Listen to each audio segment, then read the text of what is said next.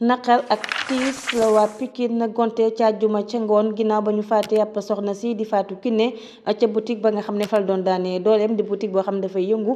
ci wàllum transfération tax askan ba yëpp nag ànd ak njàq rek doon sax ñaawtu wala jooytu li nga xam ne moom mooy insécurité ne nag ñàkkum kaaraange gi dañu ko gis rek mu sonal nit ñi wàllum agression ak wàllum faat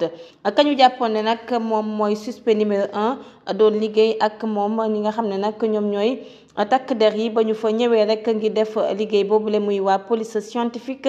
jéem nañu sax di am ay laaj yoo xam ne daal nañu koy laaj ba mu tontu leen boole ko nag ak jooy yu méttee métti ñu teg ci ab bés rek ñu daal di koy teg loxo. waa ji mi ngi tudd Xaasim Ba juddu le 12/9/1994 sa Pikine tali bu mag ñu ngi xam ne nag entreprise yooyu nga xam ne sax benn bi soxna si fa doon liggéeyee moom mooy superviseur bi la jot a xew bés boobu le daal dina koy rek lépp lu toll ci ñeent fukki junni ci suñu koppar ngi jënd xar ndax soxnaam dafa amoon doom bu jigéen mu war ko ngénte tey jii de ci dimanche ji ba mu toogee nag ba soxna si bañ ci heure añ ba mu jotee la dem këram ba muy ñibbisiwaat jël paaka ba mu ñëwee ca la rek jamee soxna si moom sax am na ci ay gaañu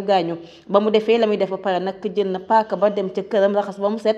teg ko fa mu nekkoon dellusiwaat fa nga xam ne moom mooy ca boutique ba ginnaaw ba ñu gisee découvre macabre boobu le moom boole na ko jooy yu métti métti mel ne nag deful dara ci jamono ji ñuy wax ak yéen teg nañ ko loxo daal di nay nag wax lépp li nga xam ne dañu ko koy toppee moom moo ko def ñuy fàttali ne tey jii ci dimanche ci ñuy wax ak yéen tudd nañu doomam bu jigéen boobule ba pare waaye la jóge ci autopsie ba dafa doy waar ndax soxna si ñu ngi ñuy wax lu toll ci 37 coups de couteau rek la ko daal di jam yëre ya mu solo nag daal bàkk paak ba yëpp nag kenn gisu ko ci jamono ji ña nga xam ne ñoom ñooy takk der yi dañu def transport sur les lieux ngir xool rek arme du crime boobu fan la ko daal di def Dakar ba ñu leen ko waxee daañu leen ko toppal ba xam fan la wànnenti mujjee ki gëtëm